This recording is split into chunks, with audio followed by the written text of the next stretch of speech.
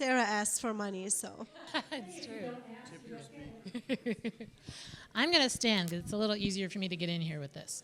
Okay, there are a lot of questions. That's excellent. All right, let's start with this one. What's being done to change the culture that says only four-year degrees are a pathway to the middle class? This was actually something that I wrote down too. Who would like to take that? We see that a lot when we go to schools and talk to parents. They say that technical type of roles and jobs are good for a lot of kids, but not for their kids.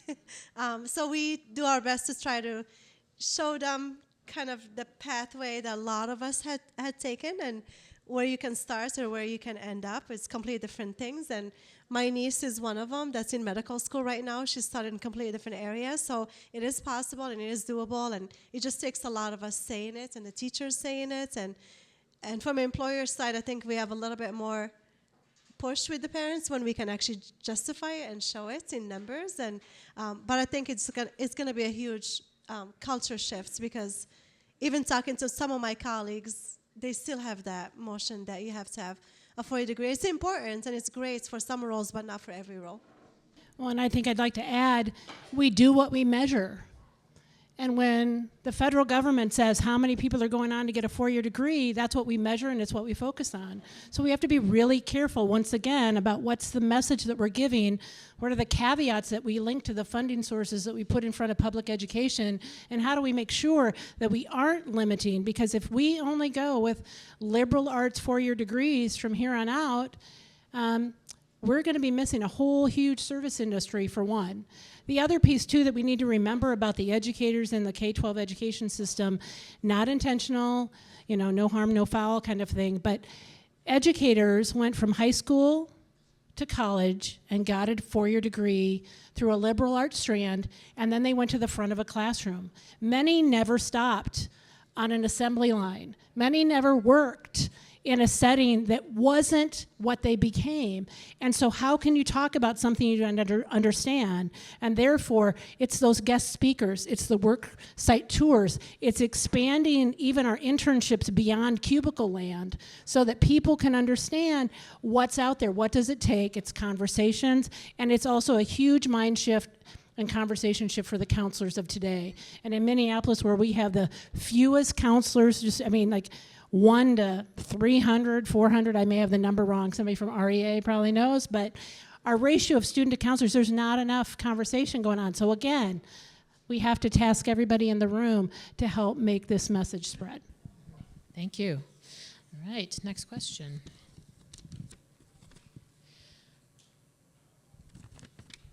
This is for Hanane. What challenges do you face as a diverse team? How do you work through those challenges?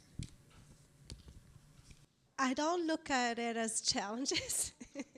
My boss always brings treats, because every time we have a team kind of activity where we have to solve problems, there's always debate, and that's what makes a strong leader, I think, is she respects that. And half of us are introverts, not I, but half of us are, and they need time to kind of think things through, which I don't understand. It's like, if you know something, just say it, but they need time.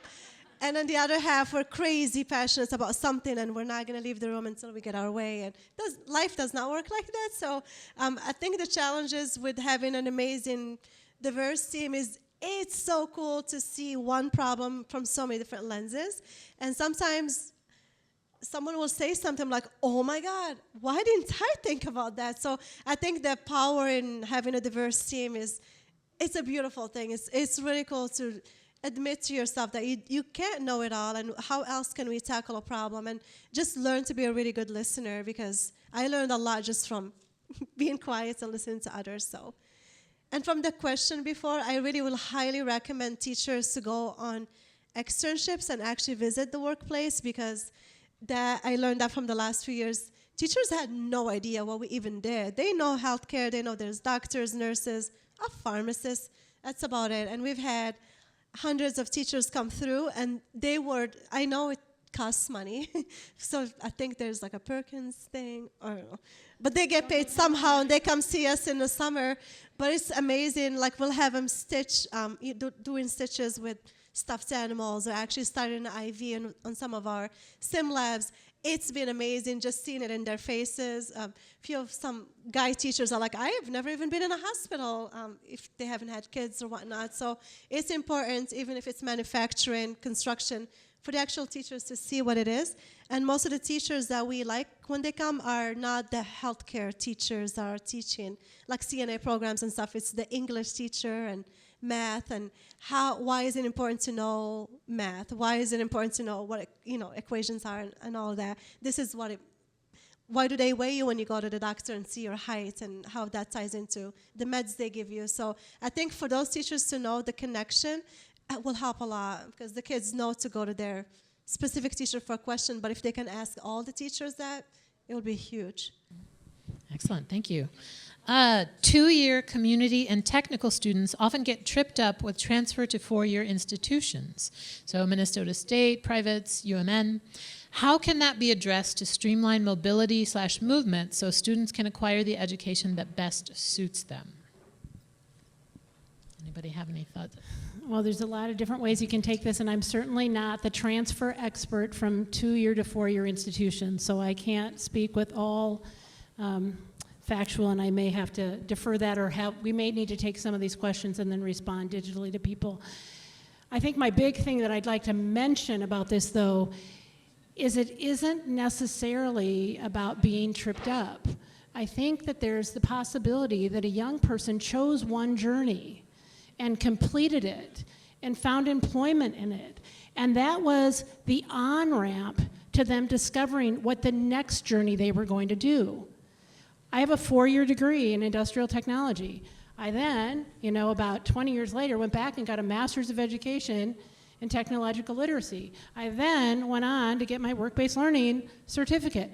I did not know when I was a young person aspiring to be a speech pathologist, which lasted all of 1 semester in college, that I was going to, at some point, live in the Twin Cities and be the director of the 3rd largest school district for CTE in the state. It was not my plan. And so I think we need to stop thinking about it as tripping someone up. If you're stopping at a 2-year institution to just get your gen eds out of the way, that might be the strategy. And so taking just the general education liberal arts courses, because physics is physics. It hasn't changed much over the years. When the apple drops, it drops at a certain speed. But it might be, a financial strategy for someone that we shouldn't discourage either. But there are very significant, if you Google on the websites, there are transfer choices. And I know even in Minneapolis, at Minneapolis Community and Technical College, they're starting a new system, and I apologize, I don't have it quite memorized what they're calling it, but the opportunity that students can try some things on before they put a stake in the ground of what they're going for. The dilemma, again, becomes, though, the money I manage metrics us on what they chose from high school to college. And so my hope is that someone in HVAC will choose HVAC. But if we now go on to a 2-year program and they go, I'm undecided, that's going to count as a negative metric against us. So I think there's stories that have to go along with everything. Cool. And I think Dan had a few thoughts. Yeah, I just need to jump in on this one, because clearly this was solved years ago when we created the Minnesota State Colleges and Universities system, which brought the 2-year colleges, the technical colleges, community colleges, and 4-year universities together. Did it resolve things? No. Should it have? Yes. Should we ask our policymakers what happened? Yes. We should find out.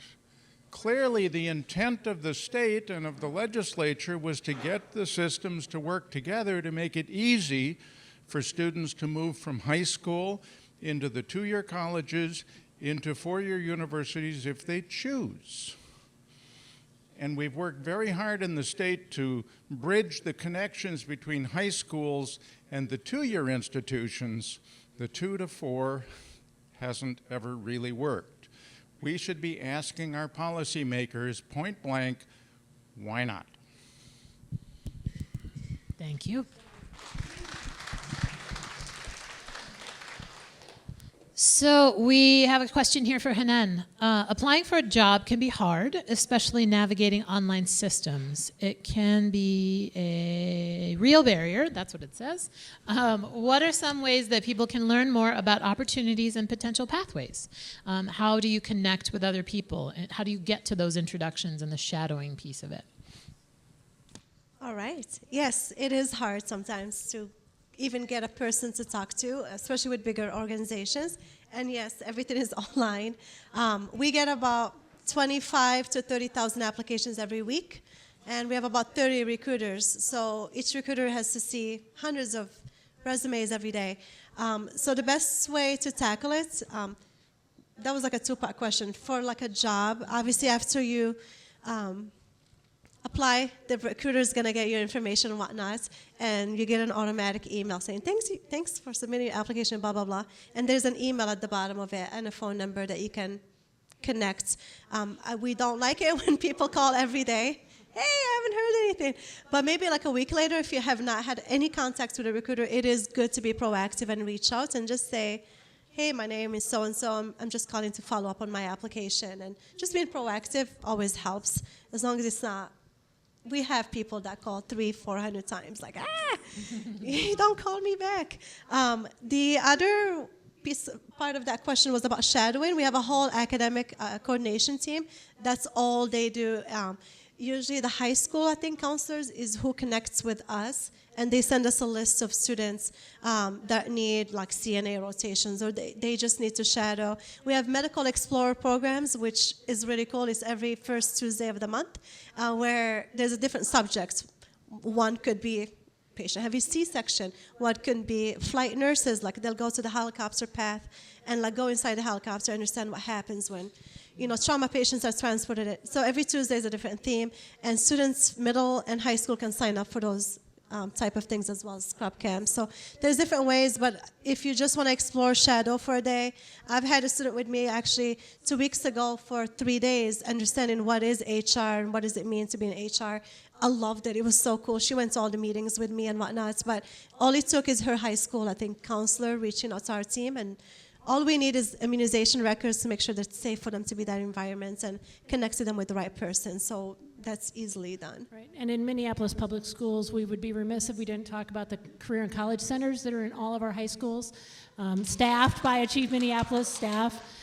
They are a great extension to our counseling services to talk about some of those opportunities. And at 2 of the high schools, they actually are, I think we're in our second year of actually having more of a career-focused coordinator versus a college-focused coordinator, which is really leaps and bounds ahead of where I think we should be. I just think talking college without talking career is like doing things backwards. Like, why do we go to college if we don't know what we're interested in?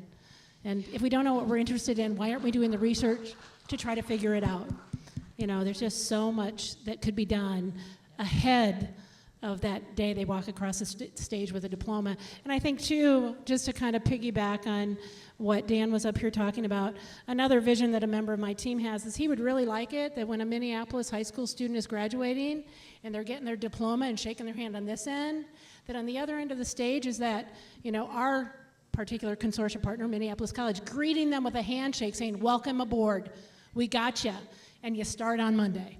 That kind of a thing. And that we need that strong of a collaboration that, we're your parachute. We're the net, we're the parachute, we're whatever. We're here for you, and we want to help with the conversations that aren't easy to navigate, especially if someone in your household hasn't been on the journey before you. Thank you. I think this one is for both. Can you discuss career tech ed's role in economic racial justice, specifically in underrepresented fields? Can you read that again? Yeah. That's a lot of question, yes. Can you discuss career tech ed's role in economic/racial justice, specifically in underrepresented fields? Can I say that I've been up since 5 a.m.? Wow. I don't want to do this question disservice. Sure. Wow. Do you want to go? There's a hint coming from the audience. Is there a hint? Oh. I already talked about the graduate. Did you write that one? I hope not. Well, yeah, I guess all we can say is that we continue to have data at this point in time. This feels like a really weak answer, even though it's really powerful. It's not going to do this question justice. In Minneapolis public schools, over and over and over again, the special populations that enroll in career tech ed and become concentrators outperform their non-CTE counterparts. And that's just really powerful. And I can't tell you if it's because of how we're teaching them, or if it's that they're aligned with something they're interested in, or if that CTE teachers are just awesome.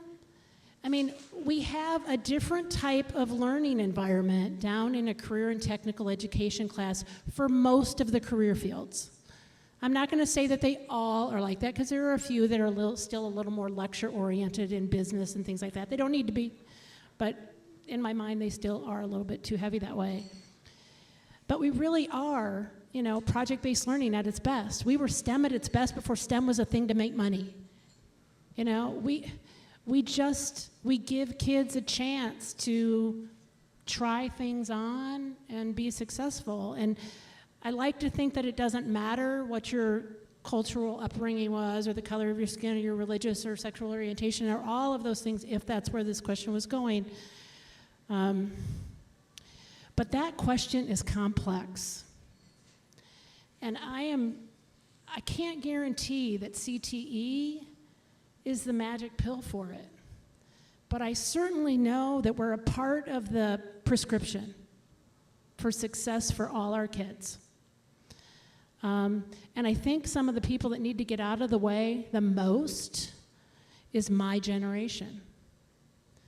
Back when I was in high school, if you were in shop class, it was dirty, it was greasy, it was down in the basement, and it was only where the boys were, and it just was, it wasn't inviting.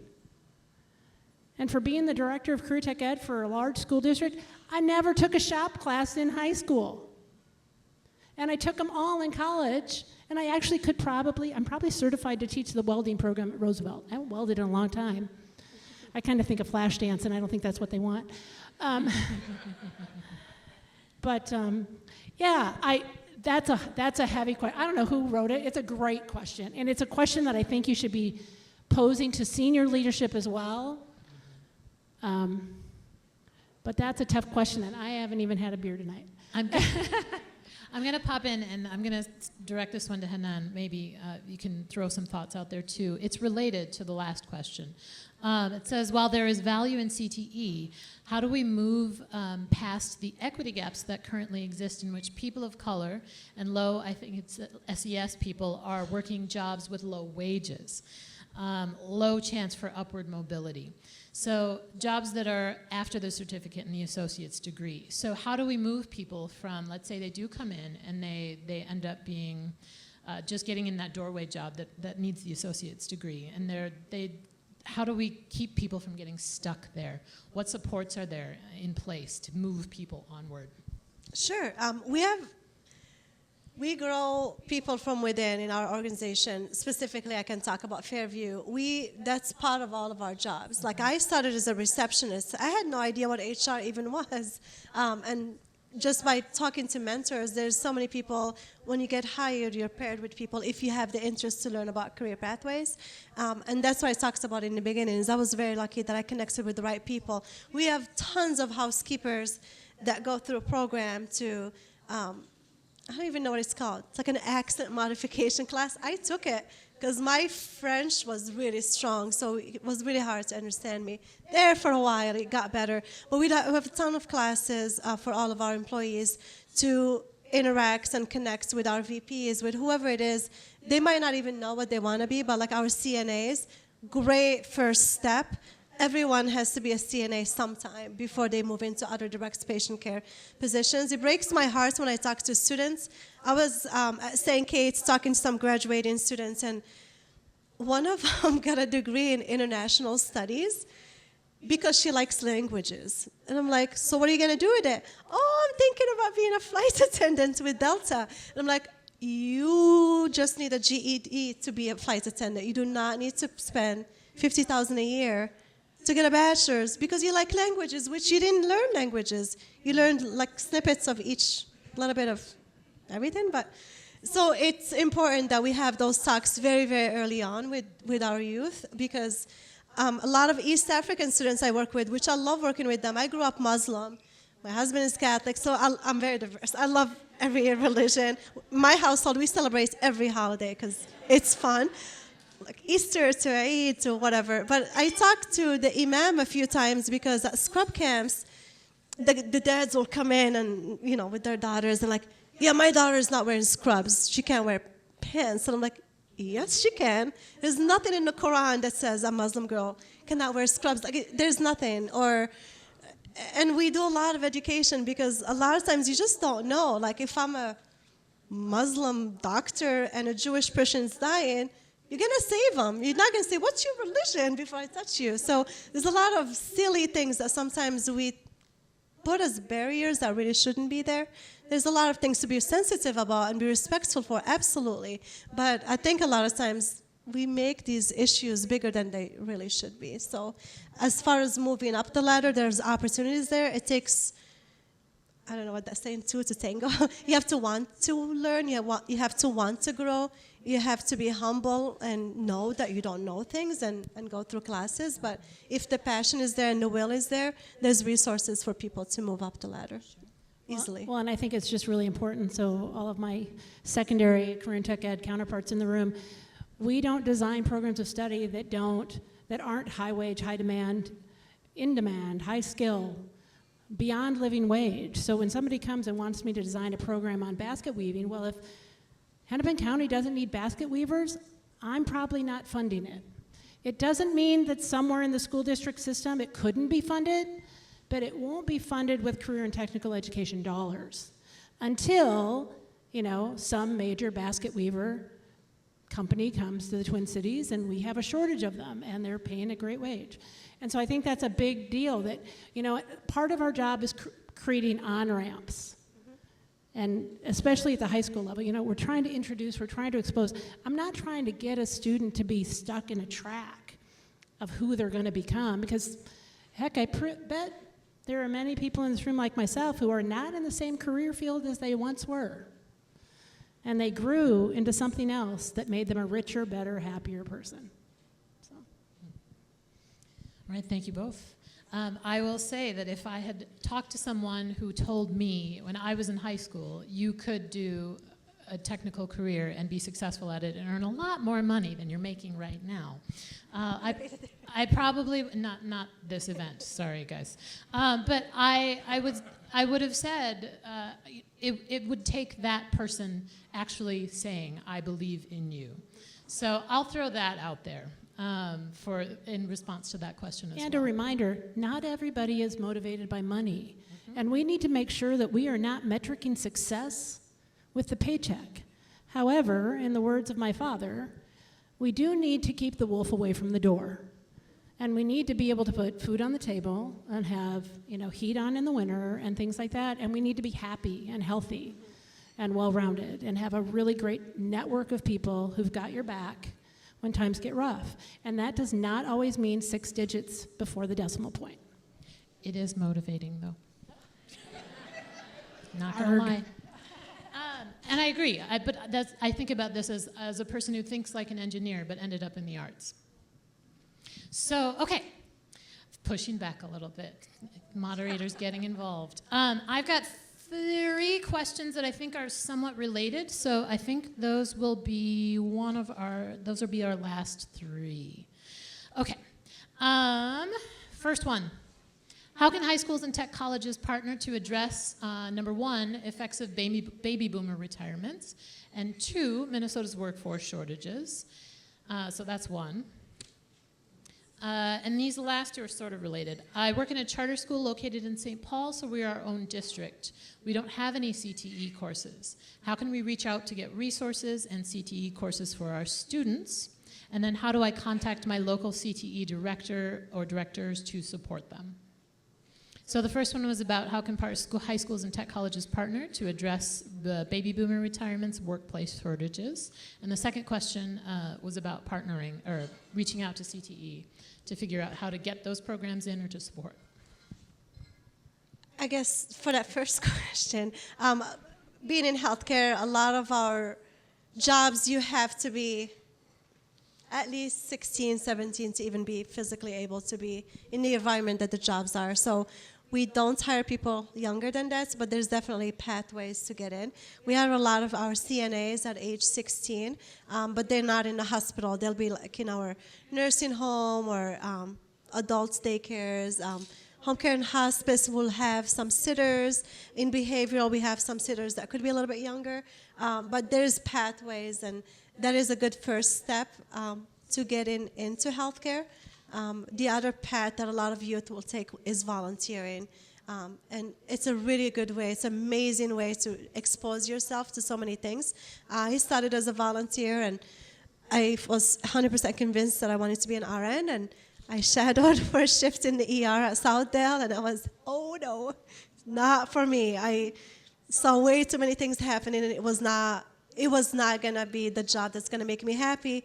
But for like a whole year before that, I thought for sure I wanted to be a nurse. So absolutely, it's amazing the power of being in the job can make in the choices that you make for careers that you pursue. So I think as far as the workforce shortages, we don't go, we can target younger kids than high school, but as far as opportunities for them will be volunteering or getting some of those entry-level roles where they are able to be in that environment. So I don't know if that answers it or not. Well, and the silver tsunami, as they call it, is a real thing. I mean, we are going to have more retirements happening and not youth to fill them if we don't start having this conversation louder and more often with young people of all ages. If we are not discussing how a young person is going to contribute to society and make their way in the world sooner, we're not going to be prepared. We just aren't prepared right now.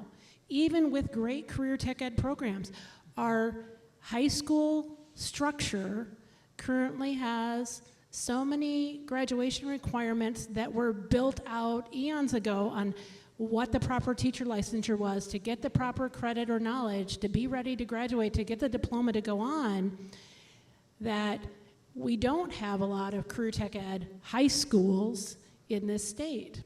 We have people talking about it and asking me, why don't you? And it's like, it's right now, I would say the biggest thing, A, it's a money thing, and B, the parents of our young people have to be willing for their students to attend such a high school.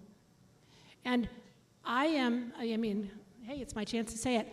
I actually want a centralized career and technical education center in the city of Minneapolis that is the public schools entity.